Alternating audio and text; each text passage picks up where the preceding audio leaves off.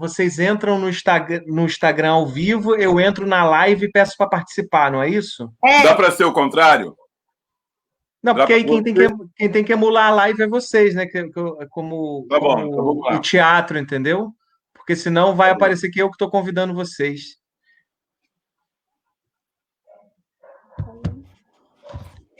Tá acontecendo algumas vezes a live, aí o convidado tá ficando escuro. Aí o que a gente está fazendo? Como o Vitor vai fazer a live já do dia 24, se caso isso acontecer, aí você chama, não tem problema. Depois a gente baixa a live tá bom. E faz no nosso, tá bom? Tá bom, tá ótimo. E aí, como foi hoje? Tudo bem com o trabalho? Maior correria, mas tudo bem. Hoje, assim, acabei perdendo o abraço ao terreiro do Joãozinho da Gomeia, né? Porque acabou rolando uma mobilização. Hoje, não sei se vocês ficaram sabendo daí, que a prefeitura quer fazer uma creche. Exatamente, quer fazer uma creche. Eu acho que creche é bom, né? É um assunto que a gente pode até tocar também. Acho que creche é muito bom, só que tem que ter diálogo, né? Fazer uma coisa sem diálogo. Vamos conversar sobre isso, é importante. Vamos. Já entramos. Já estamos lá. Deixa eu achar aqui, peraí. Tá. No TP, Solano Trindade. Sim. Oi, gente, boa noite.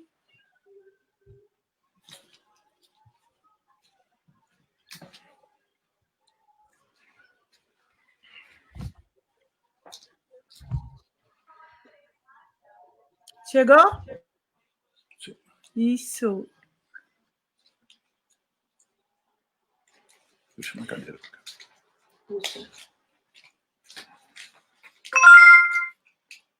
Boa noite, Rodrigo. Agora no Instagram também. Boa noite, Instagram. Boa noite, Facebook. Boa noite, família internet. Calma aí, deixa eu abaixar aqui o celular. Fecha um. Um segundo aqui para eu ver se eu acho aqui um fone de ouvido, porque o Instagram não abaixa todo. Deixa eu pegar um fonezinho de ouvido aqui que eu tenho aqui, só um segundo. Pegue sim. Isso.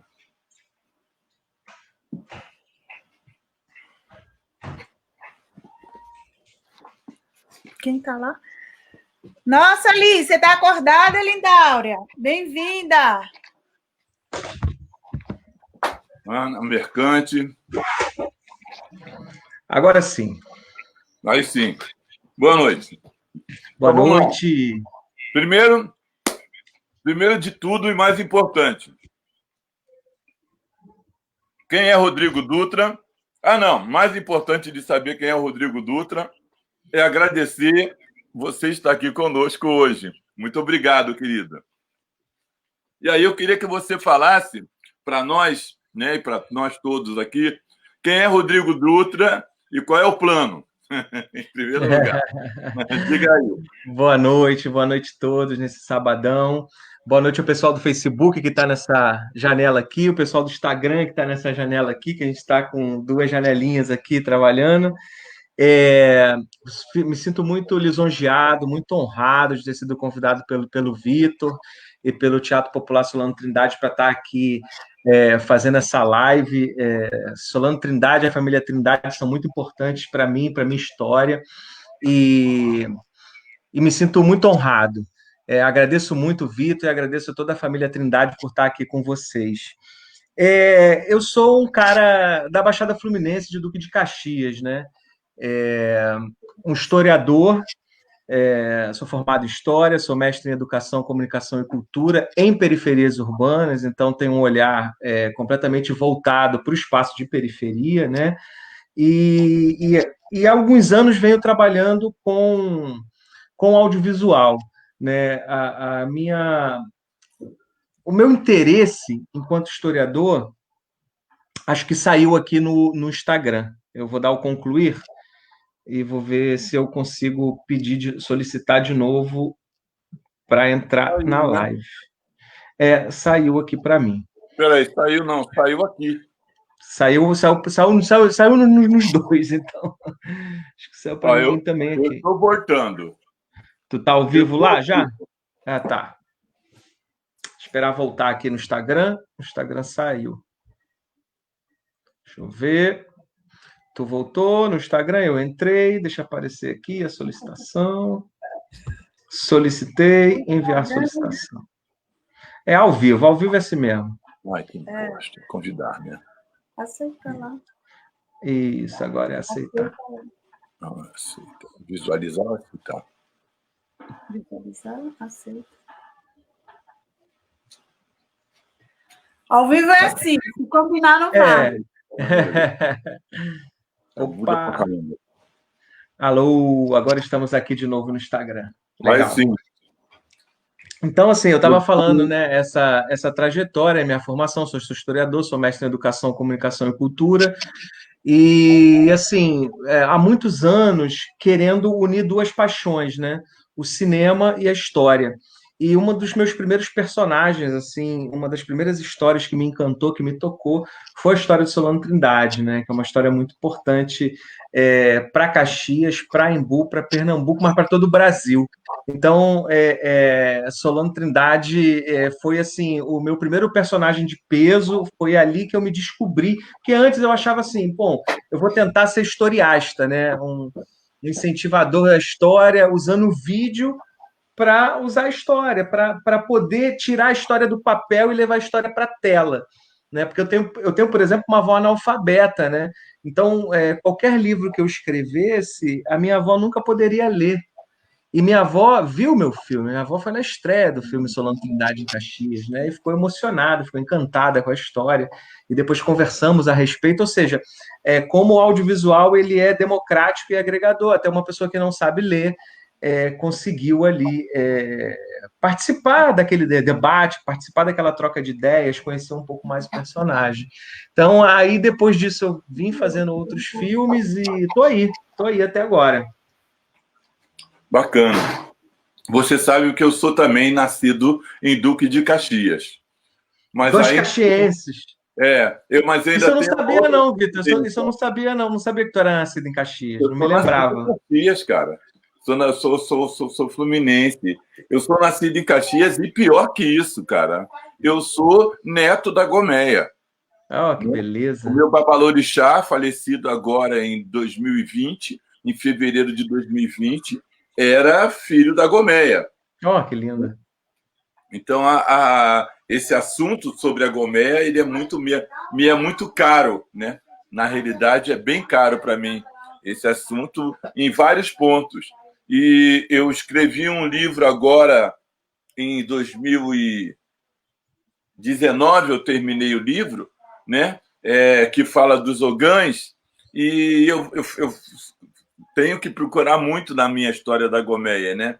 Apesar que a minha casa agora, a casa que eu pertenço, ela não está mais na Angola, como foi a Gomeia, né? Nós estamos aqui em Queto agora, mas eu não sei por que cargas d'água meu pai foi para Queto, né? Meu babalorixá foi para Queto, mas agora nós estamos aqui no mundo do Queto. Rapaz,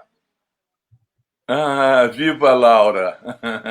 A Laura está falando viva Vitor da Trindade, Elis Trindade, Raquel Trindade, Solano Viva, Trindade. Viva, 3 salvos. Participantes do Teatro Popular Solano Trindade. Rodrigo, agora, e o que é que você pesquisa direito, né? Uhum. Nessa sua pesquisa histórica? Que você esse envolvimento, eu entendi que é a periferia, eu entendi, mas quando a gente faz uma coisa assim, a gente tem um objetivo, uma linha reta, né? A gente quer chegar em algum lugar, né? Aonde você quer chegar com esse trabalho? E aí? Eu não sei bem onde eu quero chegar, né? Eu sei bem hoje o que eu quero, os temas que eu quero trazer. Geralmente são temas negligenciados, né? Em 2008, quando eu comecei a fazer o filme de Solano Trindade, foi no ano do centenário, que em Embu das Artes estava sendo feita uma grande festa, uma grande comemoração, e em Caxias nada, né? Então, assim, que paralelo, né?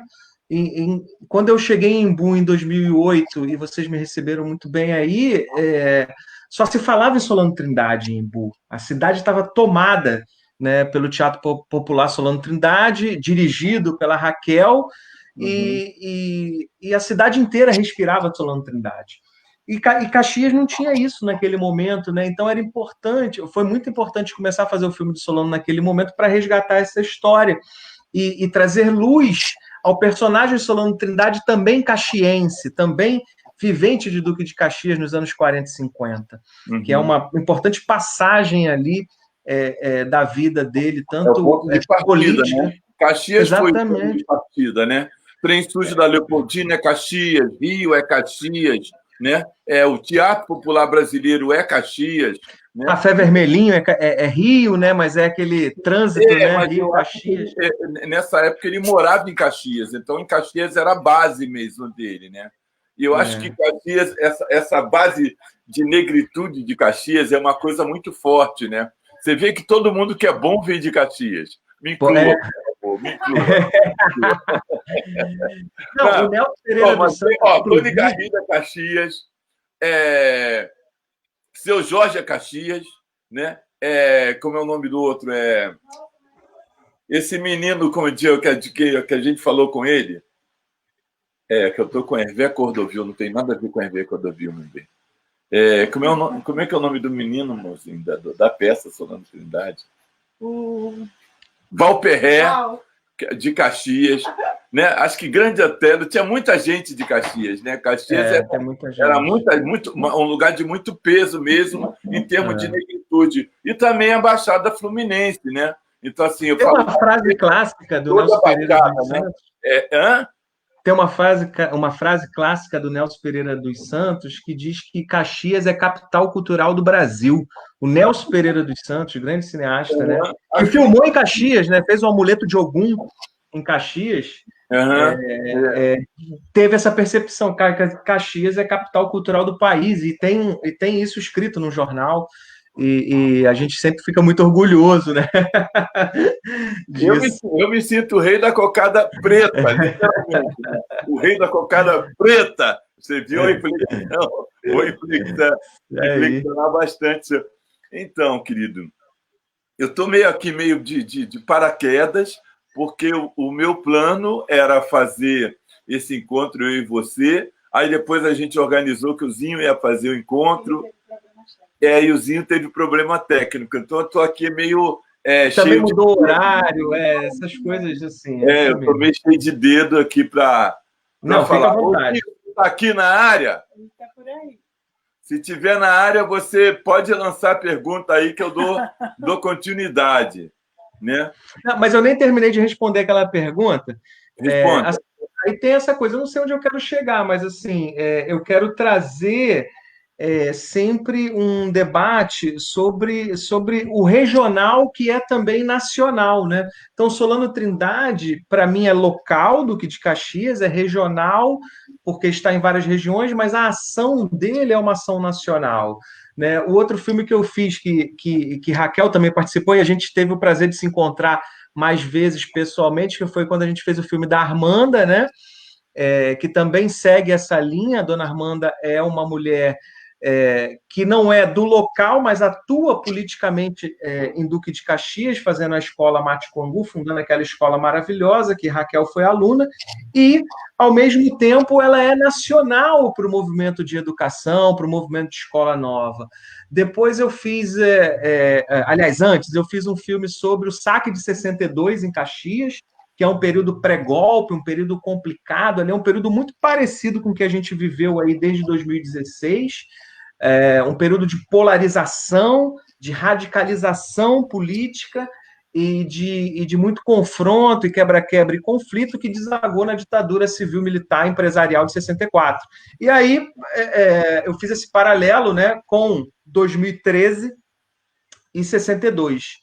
E o filme circulou bastante, e em Caxias foi o maior quebra-quebra que se tem notícia da história do Brasil do século XX. Né? A população foi e saqueou todo o comércio e pegou tudo de dentro do comércio. E eu achei essas imagens históricas. Então, assim, trazendo um evento local para poder, né, a partir dali, falar de algo mais geral, né, de um problema mais geral, que ali era o desafio de se manter a democracia, né, e o problema de perdê-la. E aí depois veio... Oi? O problema de quê? O problema da democracia, né? A democracia posta em xeque, né?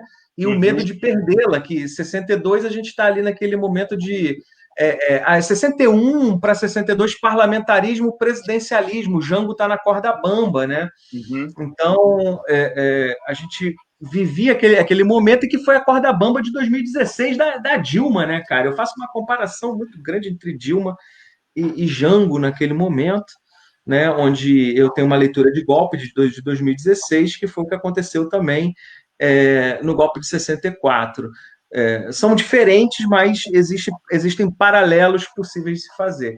Aí depois eu fiz um outro filme sobre a TV Olho, cara, que foi uma experiência de TV, primeira TV comunitária que aconteceu em Duque de Caxias, nos anos 80, é a primeira TV comunitária do Brasil, influenciou outras TVs, como a TV Machambomba, a Bem TV de Niterói, a TV Viva do Recife, e tantas outras, e eu resgatei essa história, cara, e não só a história, mas a memória, porque eu achei muito arquivo em movimento da Baixada Fluminense dos anos 80, tá tudo aqui comigo, estou trabalhando esse arquivo ainda para ver se eu consigo disponibilizar ele na internet, é um desafio, e por último, e não menos importante, acho que talvez de uma importância ímpar, foi esse filme que eu acabei de fazer com Janaína Oliveira Refém,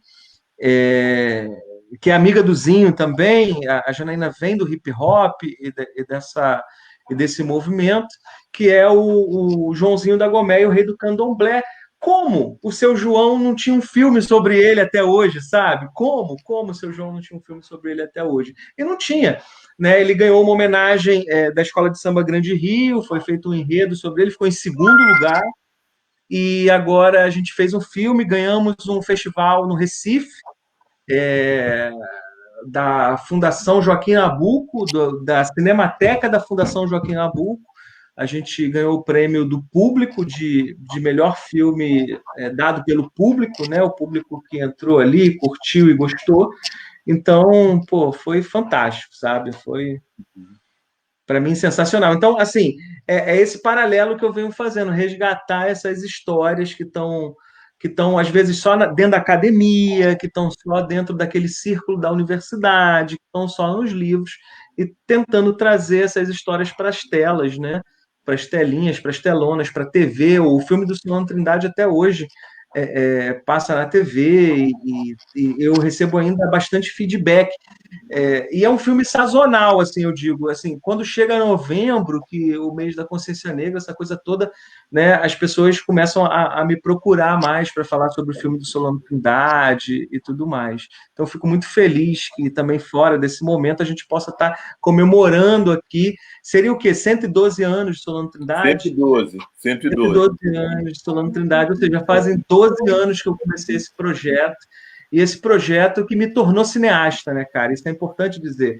Eu vinha participando de cineclube há 12 anos atrás, vinha fazendo uns filmezinhos, videozinhos, umas experimentações, e aí topei o desafio junto com o Antônio Carlos, que tocava a Biblioteca Comunitária Solano Trindade, lá no Canguru. Tocava ou toca?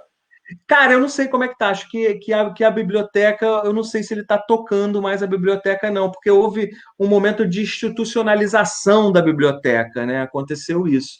Aí hoje, realmente, eu não sei te dizer a que pé está a biblioteca.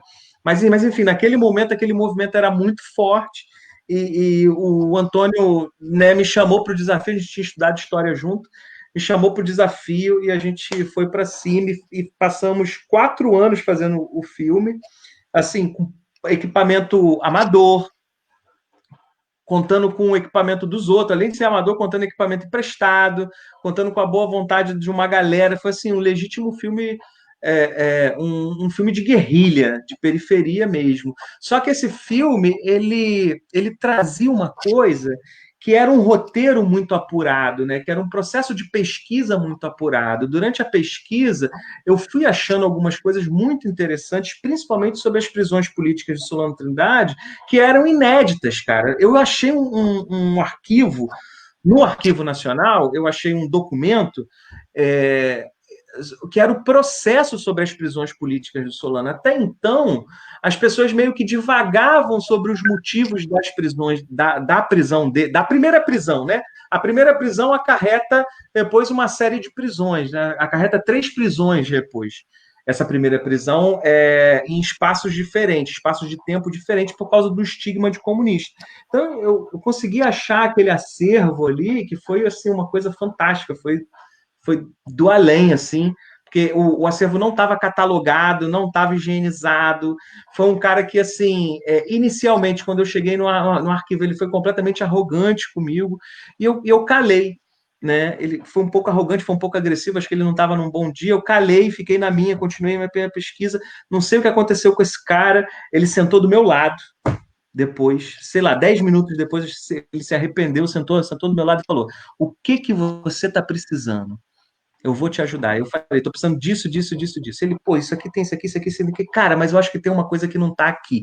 Me dá um tempo. Foi lá para dentro. Meia hora depois ele me volta com um arquivo. Eu falei: caraca, cara, isso é fantástico, porque todo o processo judicial, todo inquérito policial, a figura do Solano está no Arquivo Geral do Estado do Rio de Janeiro, que fica em Botafogo.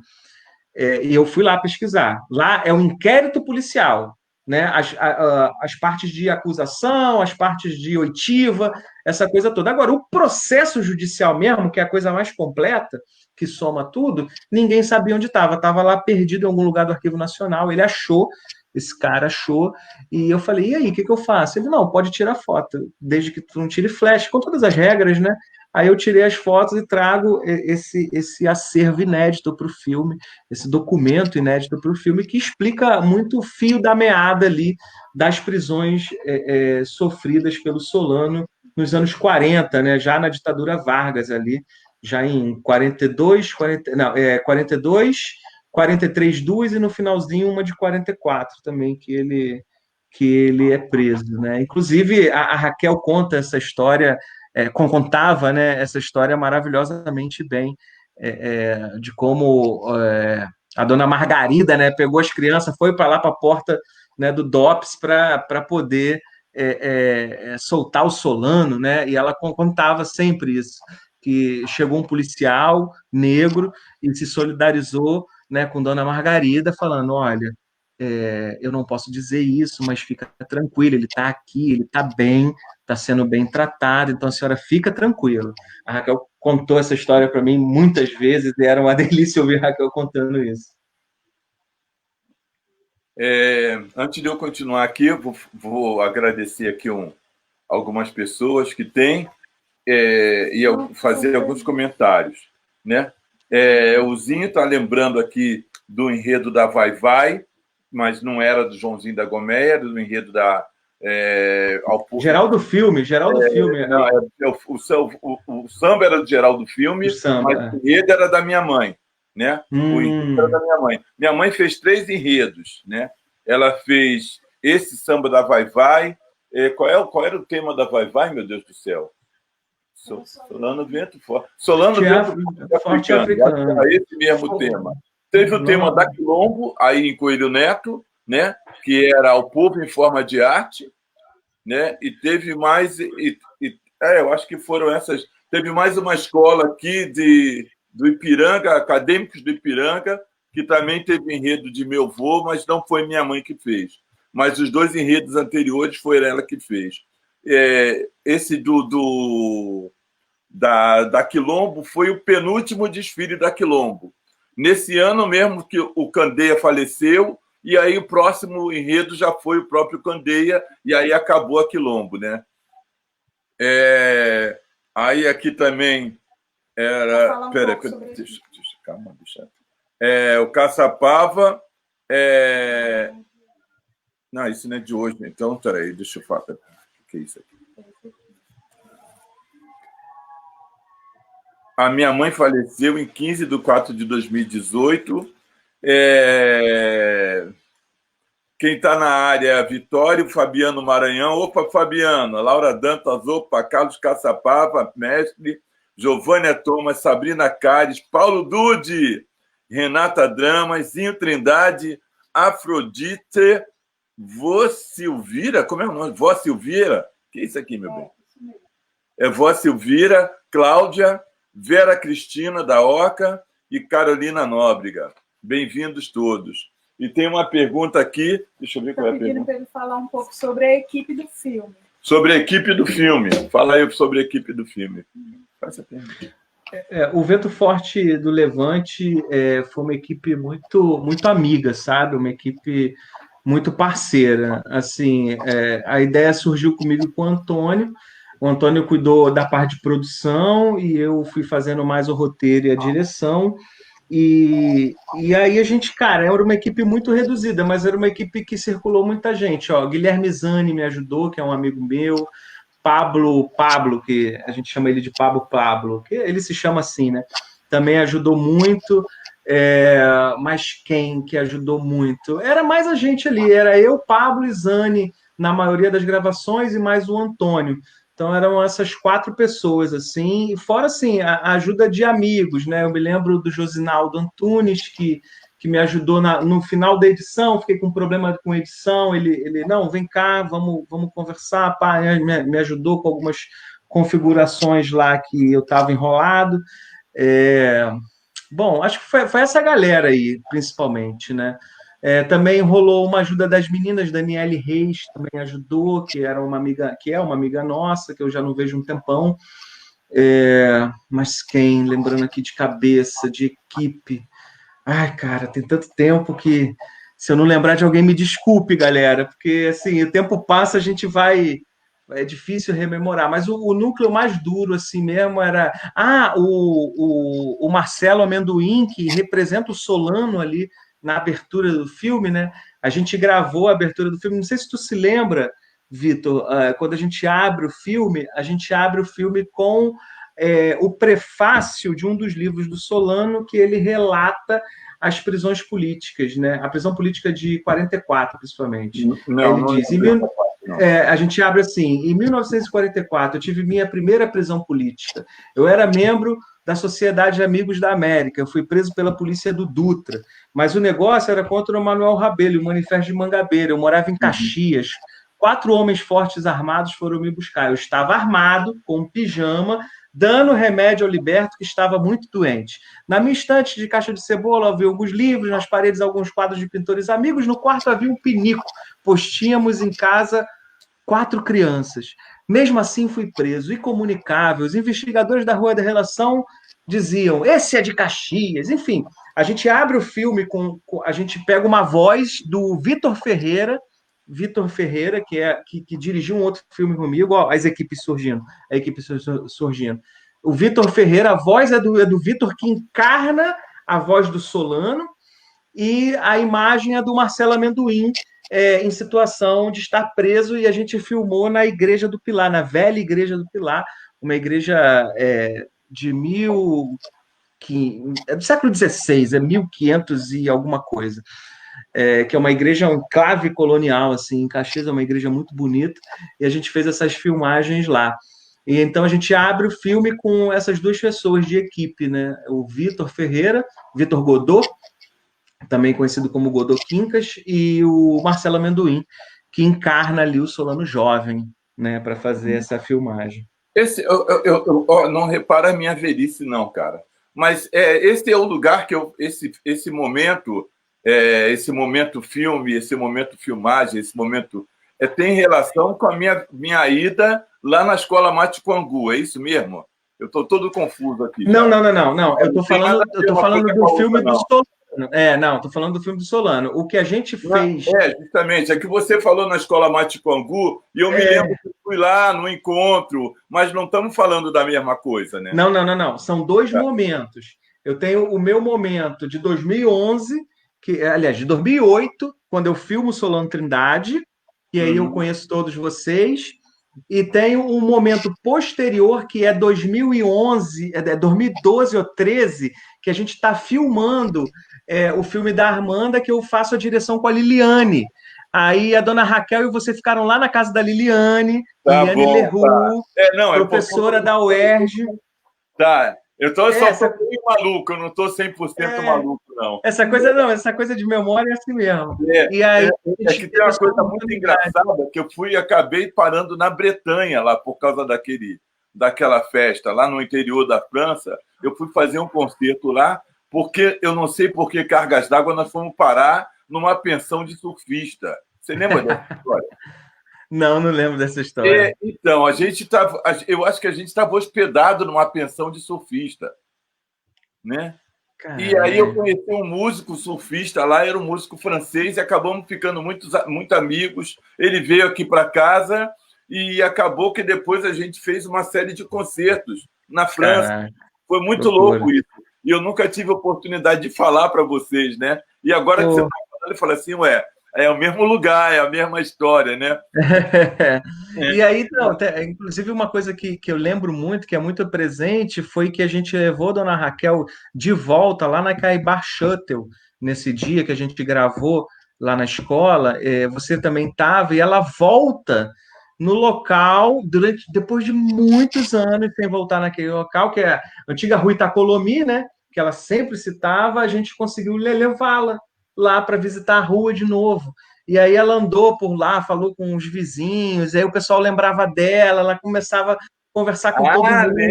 Eu lembro Pô, também. isso foi uma das coisas assim mais gostosas, assim, eu acho que ela ficou muito feliz aquele dia.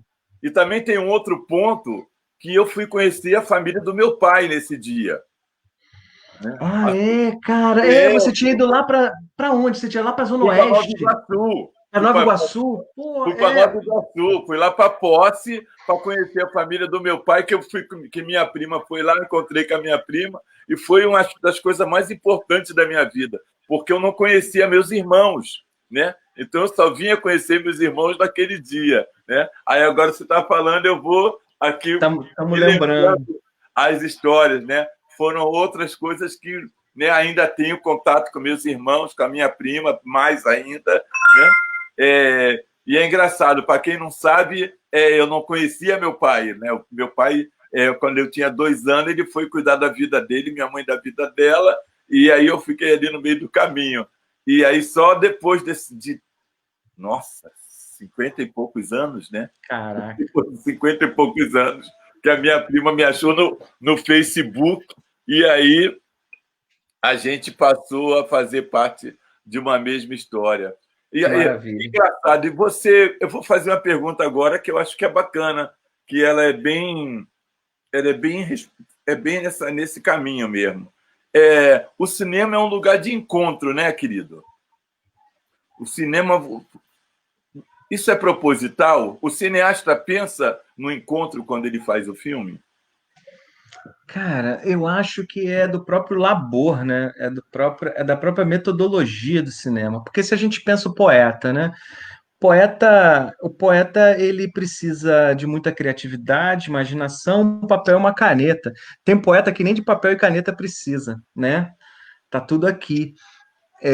Então, assim, a possibilidade da criação solo para um pintor, para um poeta, né? Às vezes para um músico que também consegue fazer alguma coisa sozinho, é diferente do processo de criação para um cineasta, sabe? No nosso caso, exige uma gama de saberes e uma gama de competências que é impossível você ter todas essas competências sozinho. Entende? Por mais que você tenha aquela ideia, você precisa se apoiar num diretor de fotografia que tem, né, uma série de competências e olhares e gostos e referências que são parecidas ou diferentes com as suas, e vocês trocam, né? E daquele processo de troca ali surge o plano, surge a luz, surge a cor, surge a composição. Né? Eu acho que o que é mais sozinho assim dentro do processo criativo de um cineasta é o processo de pesquisa e de roteiro, e que cada vez mais eu venho quebrando isso, por exemplo, porque venho fazendo parcerias, né, com Janaína Oliveira Refém, parceria com pesquisa e roteiro e outros pesquisadores. Então essa viagem não foi sozinho, essa viagem foi acompanhada. E quando você faz essa viagem acompanhada, ela vem repleta de outras subjetividades que fazem com que a gente aprenda também, né? Eu, por exemplo, na minha condição de homem branco, é preciso descolonizar o meu olhar, né? Por mais que eu seja periférico e fale daqui de Duque de Caxias e que minha temática seja periférica também, né? Eu não vivo as dores e as delícias de ser uma pessoa negra. Então, é diferente a relação que a sociedade estabelece comigo, Rodrigo, homem branco. Então, assim, quando eu estou numa equipe, né, composta por negros que têm outras leituras e outras vivências, isso ajuda na descolonização do meu olhar também. Então, eu aprendo um pouco mais. Eu aprendo com esses meus companheiros e parceiros. Isso é muito Solano Trindade, cara. Me sinto muito confortável com isso, porque isso é muito Solano Trindade. Solano Trindade tinha uma visão, até mesmo de movimento negro, né? No filme eu ressalto algumas coisas a esse respeito, porque o movimento negro eu não sei como é hoje, mas naquele momento era dividido em relação, né, à postura que o negro pode ter com o branco, se é uma postura mais colaborativa ou uma postura de mais caminhar ao lado, mas com mais distância, enfim. Então, assim, essa coisa de estar numa equipe, de estar num coletivo, faz com que a gente aprenda e respeite o olhar do outro e construa uma obra que não é só uma obra do teu olhar e da tua vontade, é uma obra mais universal, entendeu? É uma obra que acaba atingindo um universo de pessoas maior. Então, isso foi muito presente com o Joãozinho da Gomé, aprendi muito, sou muito feliz por ter feito parte dessa equipe.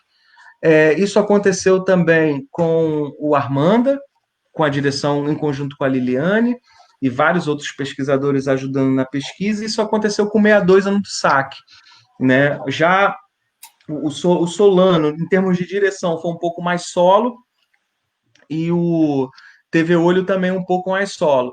Mas, assim, essa coisa, né? É a arte do encontro. Você tem que se encontrar com câmera, com diretor de fotografia, com iluminador, com editor, com o estilo, com a produção, com os personagens que estão ali, porque, assim, eu não faço ficção, mas o que é ficção, o que é documentário, né? É uma coisa que eu sempre me pergunto, né? Porque o documentário...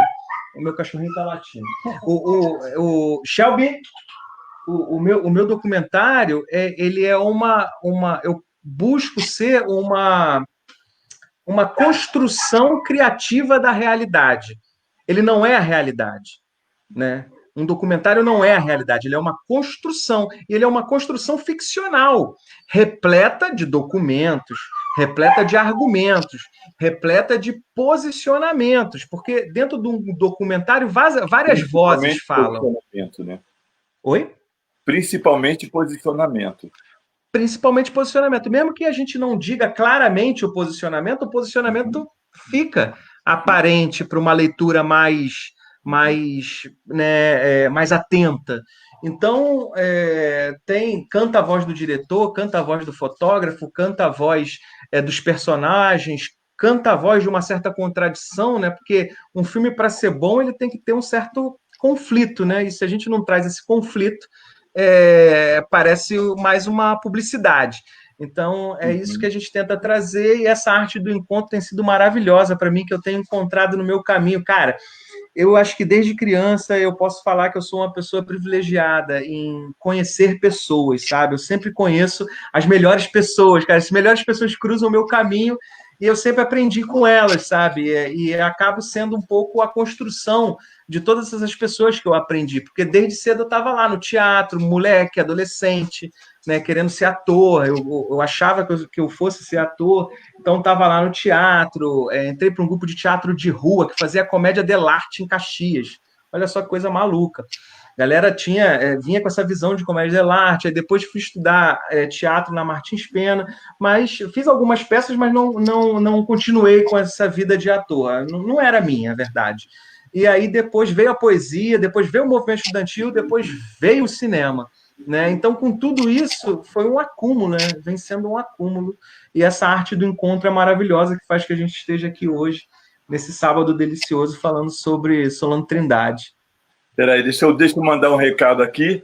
O César Raí está falando assim, Dutra, há uma coisa primordial que é a poesia. Esse encontro e essa pesquisa é poesia pura, diferente do poema. A Laura Dantas está falando decolonizar, descolonizar é uma palavra importante. Legal. E o próprio César Rai fala, aí a Laura também fala que é um privilégio ter conhecido a Raquel Trindade, e o César Rai fala que você não é branco, o que eu discordo, eu acho que você é branco, sim. Eu acho que quando você...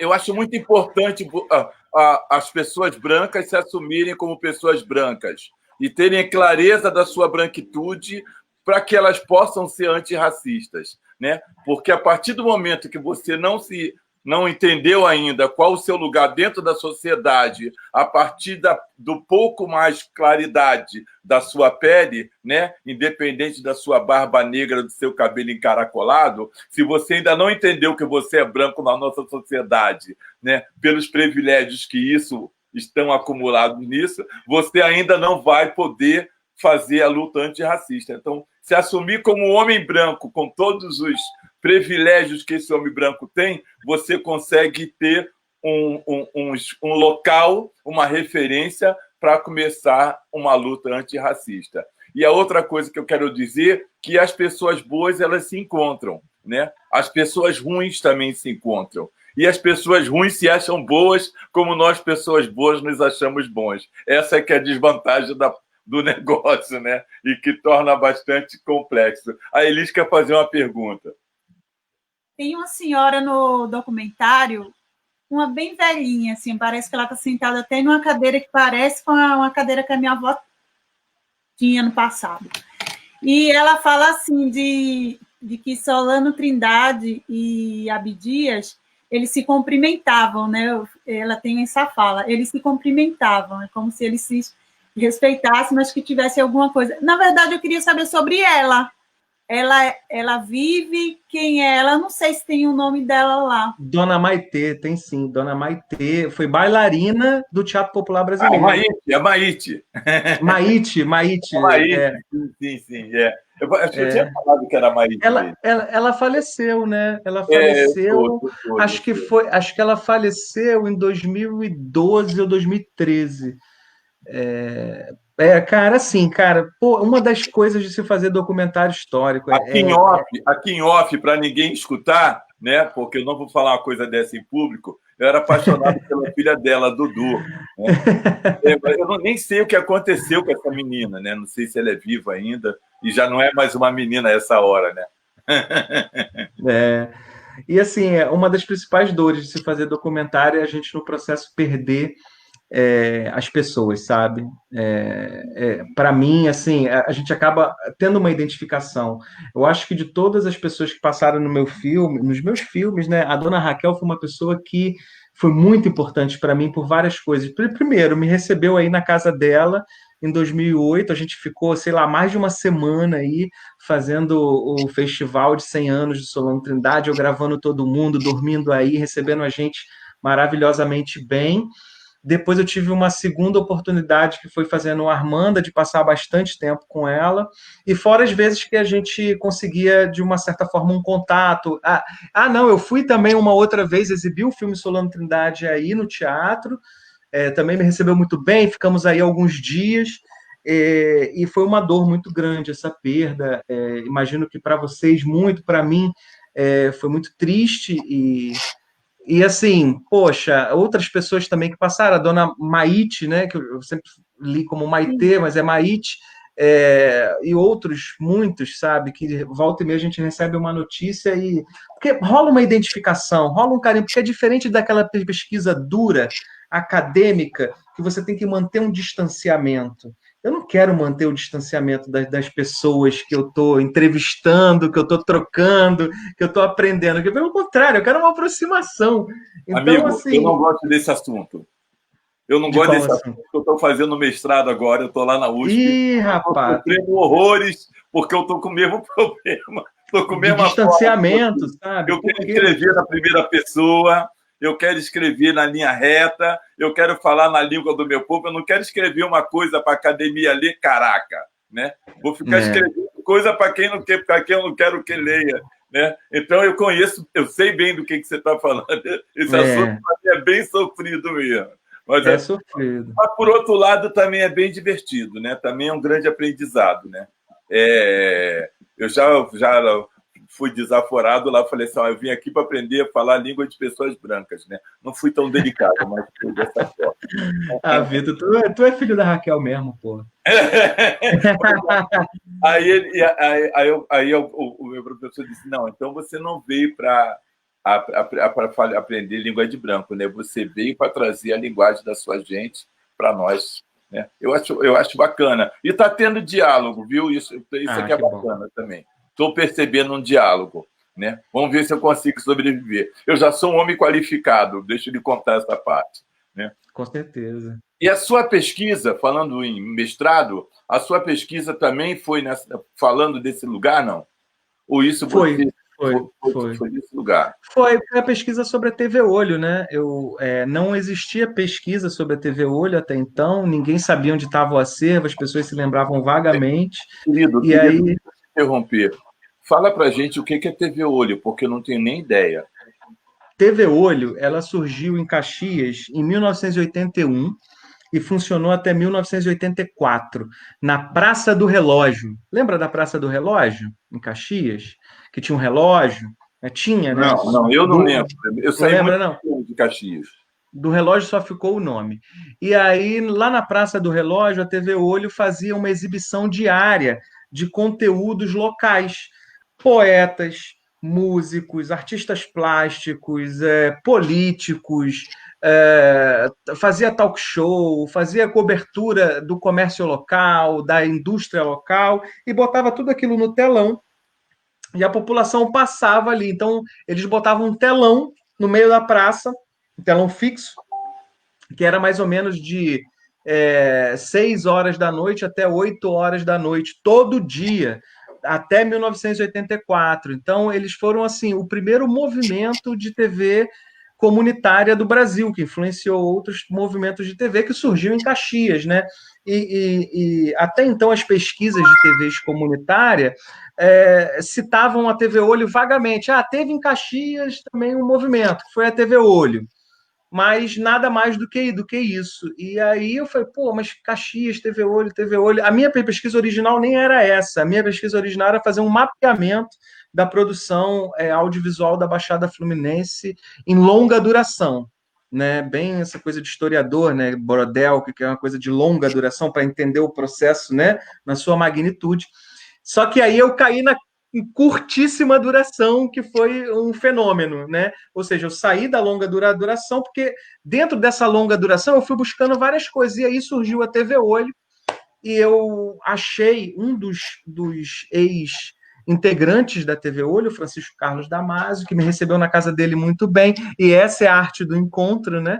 A gente se encontrou, e foi maravilhoso, porque foi um amor à primeira vista, uma simpatia muito, muito grande entre nós dois, e aí a gente começou a digitalizar o acervo, começou a conversar. Então eu fiz uma série de entrevistas com ele, não estruturadas. A minha entrevista com ele, sabe como é que era? Eu ia lá na casa dele, a gente abriu uma Antártica, que ele gosta de tomar uma Antártica, abria uma Antártica, tomava uma Antártica e conversava. Era a minha entrevista com ele. Óbvio que depois eu fazia os meus apontamentos, as coisas mais importantes, né? Porque estava ali trabalhando, mas a metodologia era uma metodologia não estruturada. Então, a partir dali...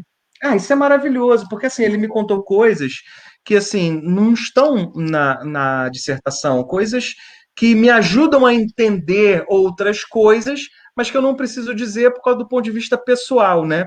Então, quando a gente entende a pessoalidade do outro, quando a gente entende o que é o outro, essa pessoalidade, esse ser humano que está ali na tua frente, você entende determinadas atitudes daquele ser humano, e isso faz com que você tenha um leque de análise um pouco maior, mesmo que você não possa dizer para o teu público ou para quem está te lendo, né, o porquê de você estar chegando completamente àquela conclusão, mas você chega àquela conclusão porque aquela pessoa te disse outras coisas, e aí você escolhe, né, o que você vai dizer, porque a gente está trabalhando com seres humanos, né? A gente está trabalhando com seres humanos, e o nosso trabalho atinge os seres humanos, principalmente o trabalho do documentarista, né? Uma das primeiras coisas do documentarista é a questão ética, que ele tem que pensar. Se eu falo isso sobre essa pessoa, o que isso impacta na vida dessa pessoa e das pessoas que estão junto daquelas pessoas? Isso eu aprendi cedo. E aprendi, inclusive, com Dona Raquel, porque Dona Raquel foi uma das primeiras pessoas a me questionar assim, ó, você colocou no teu filme que o Solano, né, tinha muitas mulheres, né, e ela me cobrou essa posição. E eu falei, porra, essa etapa da vida do Solano acarretou, né, dela não ter gostado, e com toda razão. Né, talvez eu podia não ter colocado essa parte no filme, né, que o Solano, né, vivia ou viveu com muitas mulheres como se fosse um quilombo. Para ela não era agradável. Para a história do Solano até funcionava, né, para a história de vida pessoal dele e para a história do documentário. Então, assim, a partir disso, eu comecei a pensar muito mais mesmo, de coração, o que eu coloco no meu filme, o que eu coloco na minha escrita, pensando no que isso vai impactar positivo ou negativo na vida desses seres humanos que eu estou me encontrando, né? Porque quero impactar positivamente, né? Mesmo, e isso não significa fazer um revisionismo da história ou deixar de contar a história, mas realmente tem coisas que eticamente não são legais. Né? E se eu pudesse voltar atrás no filme do Solano, eu não teria colocado isso, porque, de fato, não faz muita diferença. Então, não faz muita diferença. É onde está o problema da ética, né? A questão da ética ela é meio confusa aí, né?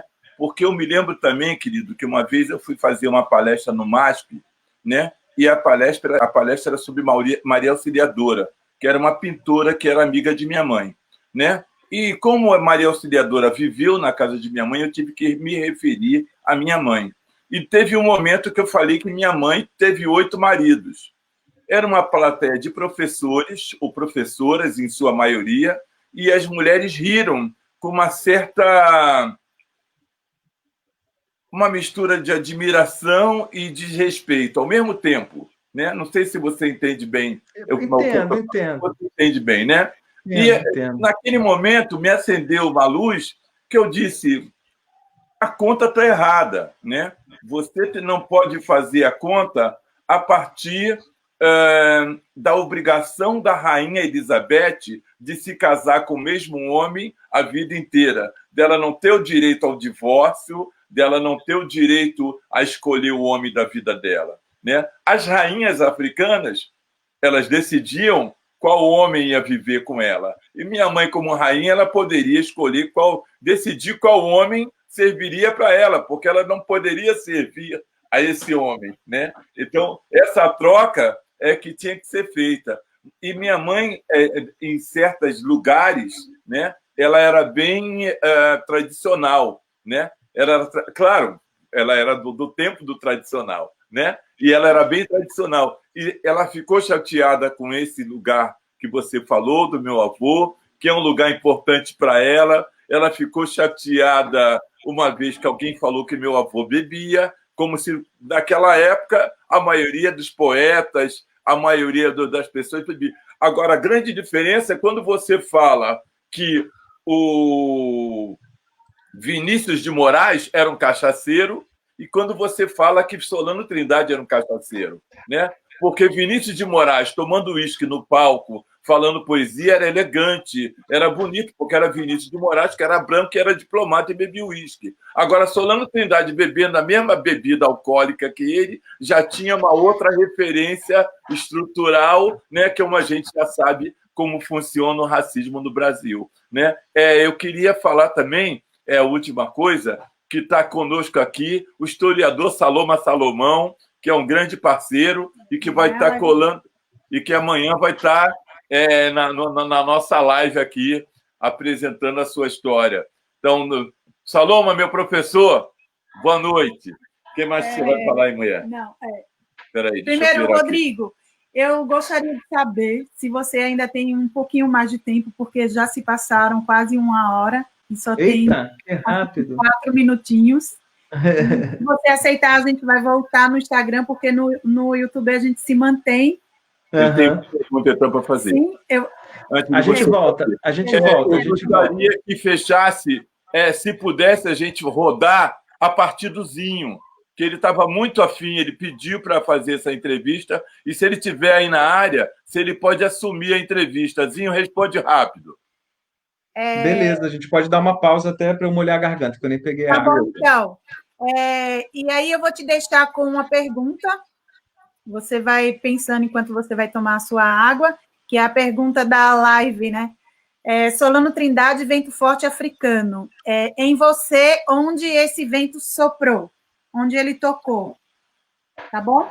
Então, tá bom. Quem está na live, a gente já volta. Quem está no YouTube, no Facebook, a gente vai ficar aqui porque a gente está em casa, vai tomar água. Eu vou deixar aqui também, vou lá. Estamos aqui, a gente pode colocar Vou colocar aqui. Uma música aqui. Vitor vai tocar uma música, ou a gente pode colocar um trecho do documentário. Isso é melhor, então, melhor do que minha música. Estou fechando aqui. Isso. E já voltamos. Fecha o Insta, a gente volta, hein, gente? Rapidinho, só uma água. O Zé não respondeu. Vou pegar uma aguinha aqui, então. Rapidinho. Tá bom.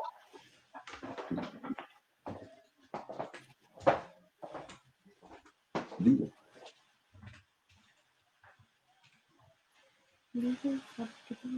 Não tem problema.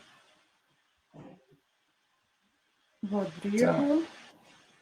Obrigada, Dani. Amanhã a gente tem o professor Saloma. Que massa. Maria Aparecida Moura. Oi, Cida. Beleza?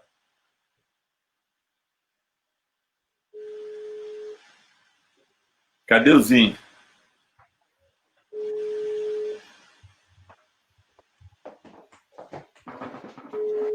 Cadê o filho? Tô de volta. Então, enquanto você liga aí, eu vou cantar uma música aqui. Canta. Eu vou cantar... O que eu vou cantar aí, meu amigo Dutra? Ai. Não sei. Deixa eu ver.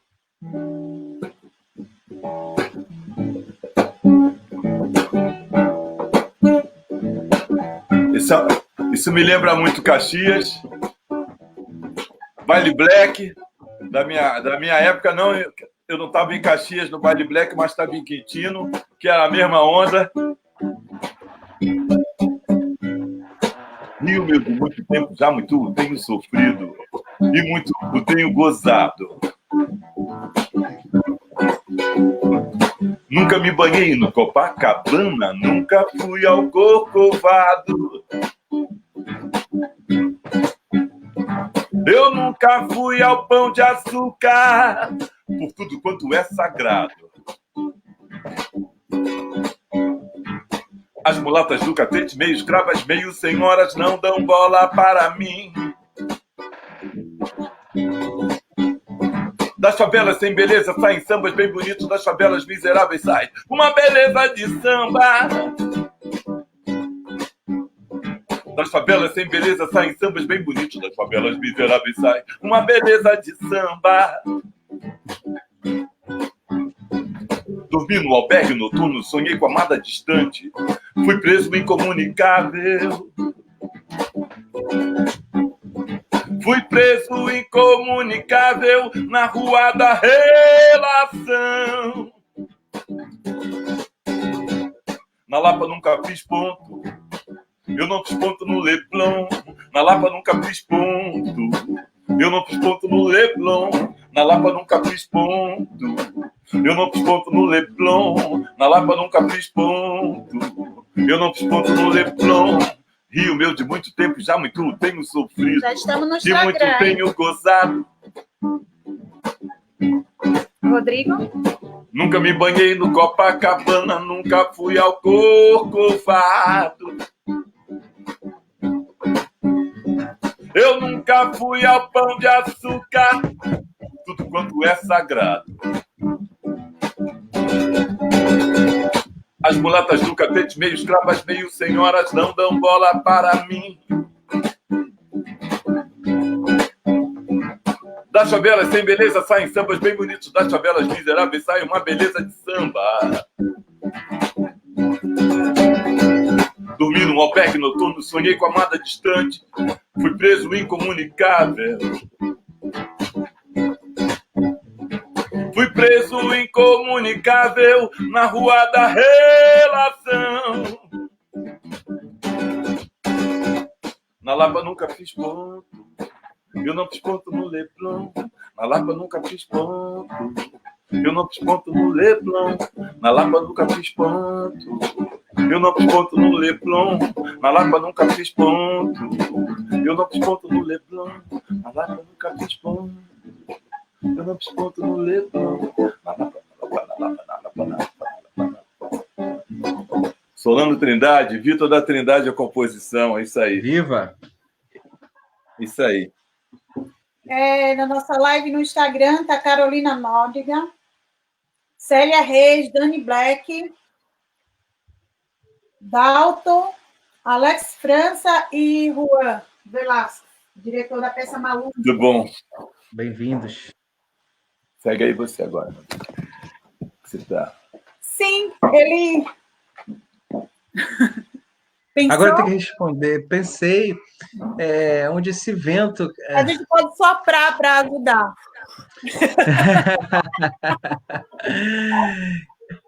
Assim, esse vento sopra em toda a minha carreira, sabe? Em toda a minha carreira. Como eu falei, eu deixei quase claro assim antes. Existe um Rodrigo antes de Solano Trindade e um Rodrigo depois de Solano Trindade. Né? Depois de Solano Trindade eu me tornei cineasta. Né? Fui reconhecido como cineasta, ganhei prêmio com esse filme. Esse filme me levou para a Europa, me levou para a África. Esse filme foi para um monte de lugar que eu também não consegui ir, porque o filme ele vai, né, muito mais do que os seus realizadores conseguem acompanhar. Então, eu sou muito grato a Solano Trindade, sou muito grato a vocês da família Trindade, por ter me dado essa oportunidade de contar essa história, né? E essa história mudou a minha vida, porque até então, até Solano Trindade, eu vinha trabalhando como professor de sala de aula, de escola.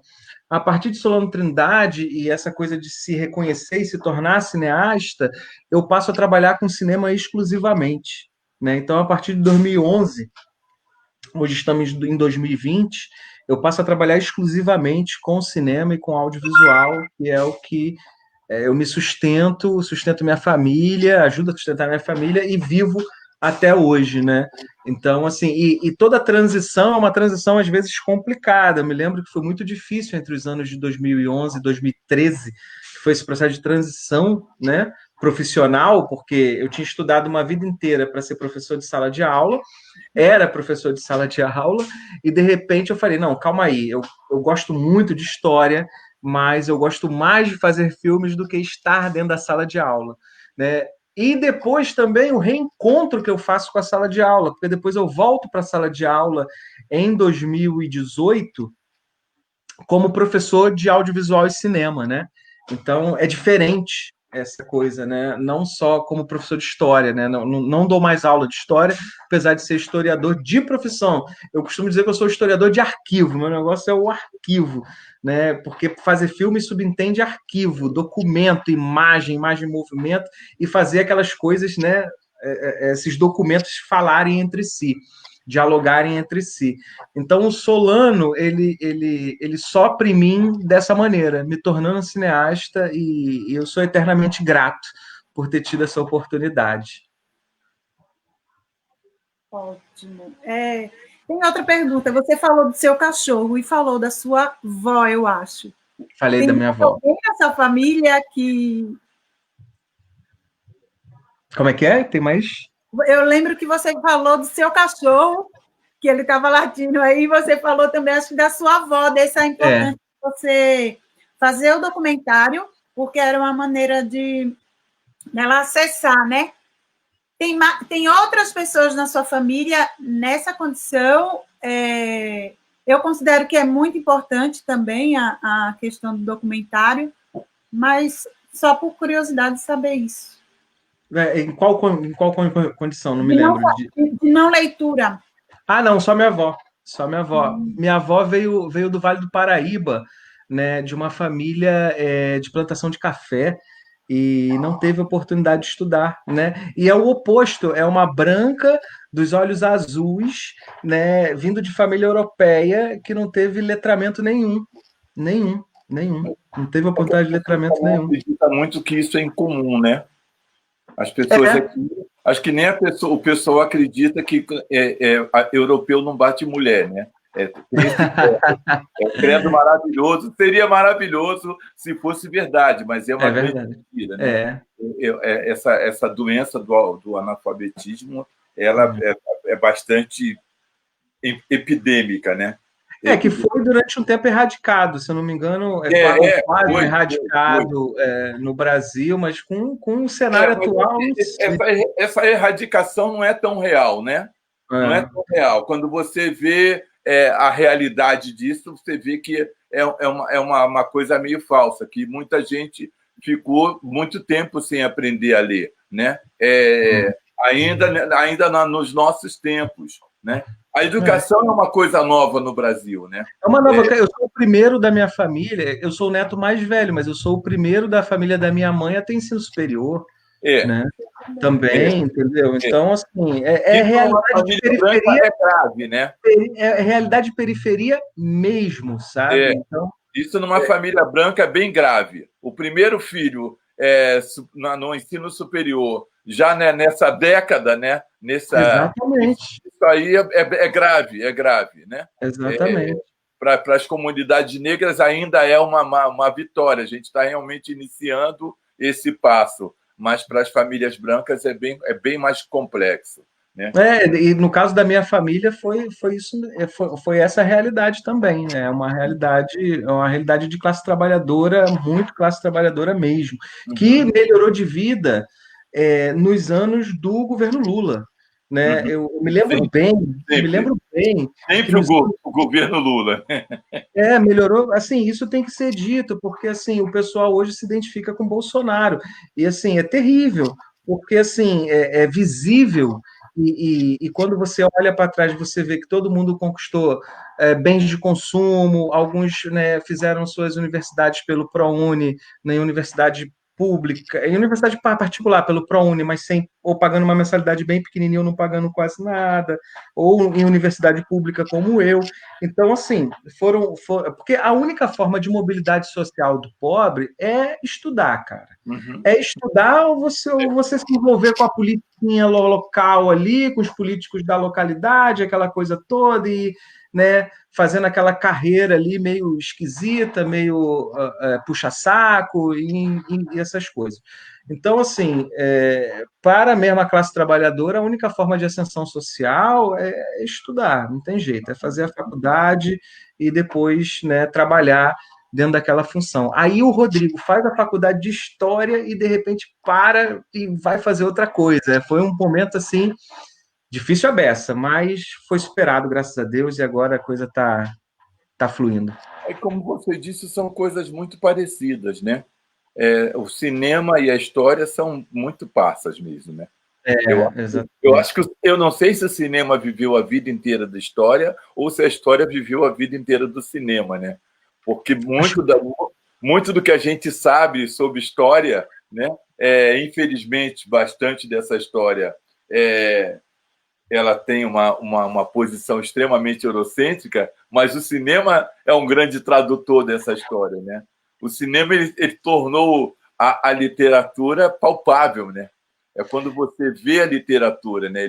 Eu acho que o cinema é educador. A minha filha Maria, a minha filha segunda mais nova, né?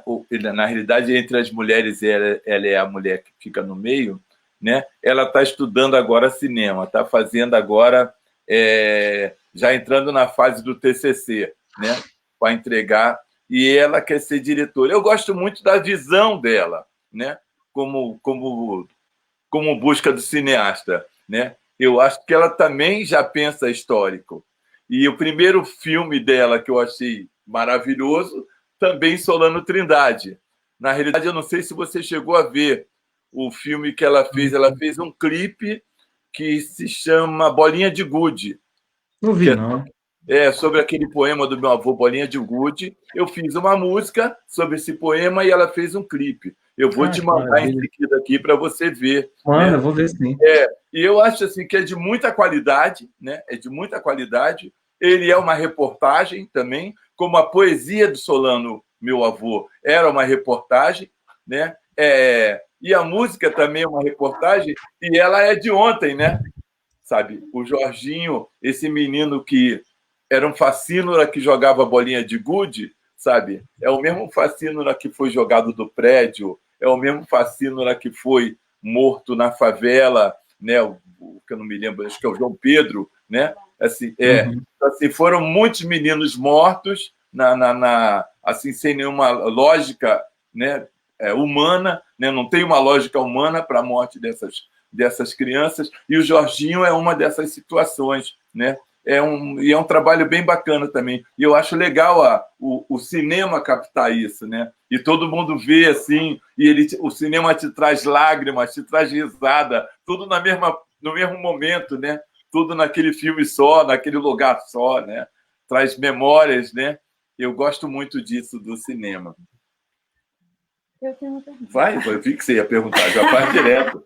Eu não sei se vocês falaram sobre isso, mas essa semana a gente estava conversando, eu, o Zinho e o Vitor, que foi o axexê da minha sogra e o axexê do babalorixá do Vitor. E aí o Zinho estava falando, né, dessa relação de você ter feito o documentário com o vô de santo e com o vô carnal. E eu não sei se vocês falaram sobre isso, mas eu não sei se você também sabia. É verdade. Essa curiosidade. Não sabia. O Zinho falou para mim pelo WhatsApp que essa coincidência aí, eu não sabia mesmo que tinha essa ligação com o terreiro da Goméia, com o candomblé de caboclo, e foi uma surpresa, assim, porque fecha um ciclo. Para mim, eu pensei nisso depois. Para mim, é a minha volta a Caxias, né? Porque desculpa, não sei se eu te interrompi. Não, fica à vontade. Para mim, é a minha volta a Caxias, porque eu saí de Caxias, nasci em Caxias, cresci longe de Caxias, as minhas voltas a Caxias foram muito poucas, né? Bem poucas mesmo. Eu me lembro de todas as vezes visitando minha madrinha, indo comprar alguma coisa, né? Que eu morava longe, em Quintino, era longe de Caxias, né? Quando eu venho para São Paulo, que está bastante longe de Caxias, e vou procurar uma casa de candomblé, ou melhor, vou levar outra pessoa na casa de candomblé e começa a ser dessa casa de candomblé porque o orixá me escolheu para essa casa. Eu não fui lá para levar, porque eu tinha um problema, né? Eu não fui lá para resolver um problema meu, e o orixá falou assim, não, você é dessa nossa família. O próprio orixá do meu pai de santo falou, você vai ser o Ogã da nossa casa, né? E eu prontamente aceitei. Eu sou uma pessoa extremamente indecisa para quase tudo, né? Para quase todas as minhas escolhas. E prontamente aceitei esse convite do orixá, sabe? Para fazer parte dessa casa. E só, é claro, eu fui saber que era da Goméia. Naquela época eu já sabia da Goméia. Mas eu só fui saber que Goméia era em Caxias agora, já com 50 anos de idade, né? A partir da ideia de... Eu falo assim, não, então eu voltei para casa. A minha história está... Eu estou retomando a minha história, estou retomando o meu lugar como ser humano, né? Dá um pouquinho de medo de morrer nessas horas, né? Porque quando você começa a ver a sua história se fechando, né? Dá um pouquinho de susto. Mas é bem importante esse encontro. E quando então, assim, tá o meu vô, né? Você está fazendo um trabalho com o meu vô de santo e com o meu vô carnal. Né? Olha só, né? E na minha raiz, né? É muito doido isso, né? Inclusive, eu sinto isso, que fecha esse ciclo importante aí. Talvez um ciclo até um pouco cinematográfico meu, sobre temas ligados à Baixada Fluminense, ligados à região de Duque de Caxias. Acho que nesse momento eu não vejo um outro tema para trabalhar. Então, assim, um tema que seja local e que seja ao mesmo tempo nacional, né? Aquele papo que a gente falava, né? Que os temas são locais, mas são nacionalizados. E eu acho que fecha um ciclo e esse ciclo volta para o mesmo lugar, né? Como todo ciclo faz para se renovar e se ressurgir. Né? Então, eu venho pensando muito sobre isso. Depois que o Zinho me disse isso... Eu vou te interromper, que eu me lembrei de outra coisa terrível agora. Ontem eu estava entrevistando Sandra Bello, que mora em Berlim, que foi a primeira pessoa que eu conheci em Berlim. De onde é Sandra Bello? Caxias. Caxias, cara. Caxias é danado, né? Caxias é demais, cara. Então, teve uma época, Dutra, que Caxias queria mudar de nome. Algumas pessoas fizeram campanha para mudar o nome da cidade de Duque de Caxias para Solano Trindade. Eita, não lembro disso, não. Você não sabe disso, não? Não. Não? Eu ouvi falar nisso bastante aqui. Eu acho que o Antônio, inclusive, era uma das pessoas que... Não mudar o nome de Caxias, para mudar o nome do Teatro Raul Cortez para Teatro Solano Trindade, porque aqui no centro de Caxias tem um teatro que é um grande aparelho. Eu lembro do Teatro Raul Cortez, eu lembro. Que é 450 lugares, um aparelho assim cultural fantástico. Obra do Oscar Niemeyer. E aí, botaram o nome de Raul Cortez, sabe? Todo respeito ao grande ator Raul Cortez. Porém, né? A galera queria, né? Não representa, quem representa é o Solano Trindade, todo mundo queria Teatro Solano Trindade. Só que o negócio não foi para frente, não, infelizmente. Aí, e o Tenório? Mesmo. E o Tenório? Tenório representa Caxias? Tenório representa um estereótipo de Caxias, né, cara? Um estereótipo, né? Um estereótipo, Eu não sou essa coisa de... Eu não saúdo o Tenório, não. O Tenório, o homem da capa... O Tenório é um miliciano da época dele, entendeu? Sim, então, não, assim, é claro, é óbvio, para mim é claro isso. Não, porque eu vejo que tem algumas pessoas que, remete Caxias diretamente a Tenório, remete Caxias diretamente a essa história de violência e dor e pobreza, sabe? Dificuldade de Caxias é muito mais que isso. O que eu busco de Caxias não é isso. O que eu busco de Caxias é a beleza de Solano Trindade, são as ações de Dona Armanda, né?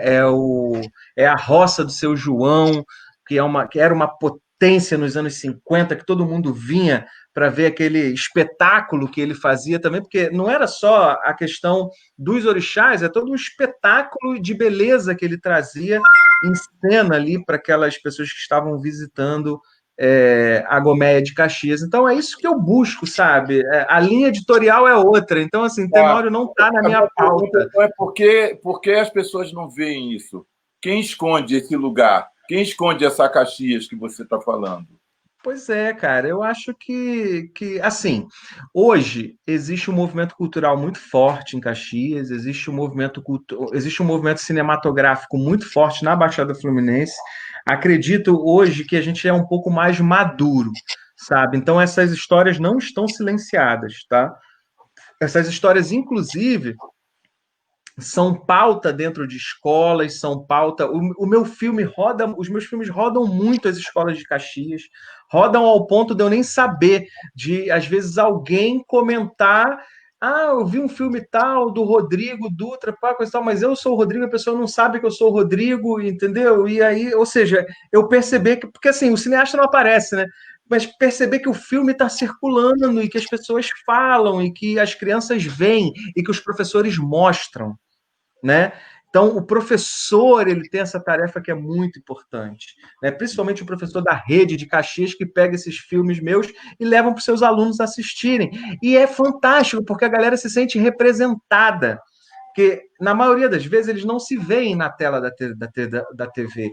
Teve aí uma malhação aí que parece que tinha um maluco de Caxias, mas era uma coisa meio fake, né? Como a novela faz, né? É meio fora de contexto, né? Uhum. E aí, quando ele se vê de verdade na tela, que ele...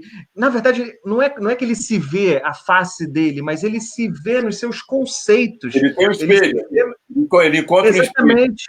na sua realidade. Então, porra, isso é fantástico para mim, cara. Isso é fantástico. Os filmes circulam mesmo, e às vezes me convidam para ir nas escolas, às vezes eu posso ir, às vezes não posso ir, depende da agenda, mas sempre que eu posso, vou lá nas escolas, falo com os alunos, falo que sou de Caxias, que moro no Capivari, entendeu? Aí o moleque, pô, a mina, que, pô, né, tá naquela mesma condição, fala, caraca, esse cara, né, pô, tá fazendo tudo isso, eu também, pô, posso querer fazer. Sim, você pode querer fazer, você deve fazer, você deve buscar e pede ajuda da tua professora, fala comigo. Pô, tá sempre rolando umas paradas, tipo um cursinho livre de teatro, um cursinho livre de cinema. A gente sabe das dificuldades de passagem e tudo mais, mas se apertar daqui, apertar de lá, daqui a pouco essa molecada tá fazendo uma parada muito maneira, e a gente está descobrindo vários talentos, né, cara? Então, assim, eu, pô, sou um entusiasta de Caxias e da história de Caxias. Não dessa história miliciana aí, mas de uma história do bem. Uhum. Dutra, eu estou num momento aqui complicado. Eu estou com tendinite, então eu já não quero mais falar, não. Eu queria que você fechasse o nosso dia aqui, o nosso encontro, né? Tem alguém perguntando por que você está olhando para o outro lado. Não estou entendendo essa pergunta aqui. A Lu Brasil está perguntando por que você está olhando para o outro lado. Não sei. Não, é porque ela deve estar olhando no Instagram. E eu estou olhando aqui na tela do celular. Lu Brasil é uma grande realizadora audiovisual aqui da cidade de Caxias. Beijo, Lu. Lu, é porque assim, eu estou aqui no computador e estou aqui no Instagram. Aí, na maioria das vezes, o telão do computador me chama atenção. Aí porque a gente tá fazendo uma transmissão nas duas redes com duas janelas, janela do computador e janela do Instagram. Legal. Então, eu vou pedir para você dar a nossa mensagem final. Ela disse que te ama. Eu também amo ele. Então, eu queria que você finalizasse aí com carinho, da forma que você quiser. Vitor, Elis, pessoal do Teatro Popular Solano Trindade, muito obrigado pessoal que está aqui até essa hora com a gente assistindo essa live, ouvindo a gente falar. Muito obrigado pela audiência, muito obrigado pela paciência, muito obrigado por tudo, sabe? Volto, é muita gratidão, assim, é um prazer ter estado aqui, estou com muita saudade de voltar em Embu das Artes, sabe? Isso me deixa com muita vontade de voltar aí. Quem sabe a gente não volta aí, exibe mais faz uma sessão do Vento Forte do Levante, vai ser um grande prazer para mim, quando a gente puder, né? Se encontrar, se abraçar. Do Joãozinho, Joãozinho e Solano Trindade, para fechar esse ciclo, realmente. Joãozinho e Solano Trindade juntos numa mesma sessão, seria maravilhoso, depois que esse Covid passar, a gente pudesse abraçar à vontade. Então, muitíssimo obrigado pelo convite, muitíssimo obrigado pelo carinho, muitíssimo obrigado por tudo que a família Trindade, vocês sempre me proporcionaram. Muito obrigado mesmo. Eu vou falar e depois o Vitor fecha. Eu quero agradecer também que, além das outras pessoas que a gente já falou, a Roberta, nossa fotógrafa, que fica registrando tudo que a gente faz, a gente pode respirar, que ela está lá com a câmera. São pessoas importantes, assim, porque enquanto a gente dança e interpreta, a gente não lembra de fotografar e registrar. A Lu Brasil, como a gente já falou, a professora Maria Aparecida, ela está no Facebook. O doutor Robson, que é um grande amigo, que está aqui na família desde a época do pai dele. O pai dele foi um dos professores do Vitor, do Caçapava. Caçapava também ainda está por aí. A Terena, a mãe da Terena, Célia, a Val, a Rafa, a Bia, o Ilma Amanda, Valéria e o Edson Teixeira. Todas as pessoas estão por aí ainda, fora as outras que a gente já falou. E a gente quer divulgar mais um pouco do que a gente está fazendo esse mês, né, do Festival Solano Trindade 112 anos. Amanhã é o professor Saloma Salomão. No dia 20 é a professora auxiliadora da Universidade de Pernambuco, da Federal. No dia 21 os filhos de Solano, então vai ser a tia Godiva e o tio Liberto falando sobre o pai. No dia 23 vai ser o Zinho Trindade. No dia 24 fecha com o show de Vitor da Trindade, esse bonitinho aqui. E a gente faz uma ação aqui comunitária dentro do nosso espaço e com a carreata fazendo a entrega de alguns alimentos nas residências das pessoas. E eu quero muito agradecer que desde o primeiro contato que a gente tentou falar com você, vi lá no YouTube, procurei no Facebook, e aí a gente foi se falando, você sempre se colocou à disposição, e mesmo esse horário, sabendo que você saiu aí de uma jornada de trabalho de dia inteiro, estamos aqui firmes e fortes, e agradecendo a todos, né? E viva Solano Trindade, viva os 112 anos de Solano Trindade. Amanhã quero todo mundo que está aqui, hein? Com o professor Saloma. Eu tenho que falar ainda? Ó, eu tenho que antes de ir embora, eu quero lançar o meu protesto, que quando a gente casou, no comecinho, ela falava meu lindo, meu gostoso. Agora ela pega aqui no meu queijo e fala bonitinho. Já começo de sacanagem aí. Como diria o público do Jô Soares para a sua live, a pena que vai acabar. Querido, obrigado mesmo, viu? A Eli já falou tudo, eu não vou repetir tudo, que é desnecessário. Insisto que você venha nos visitar assim que você possa.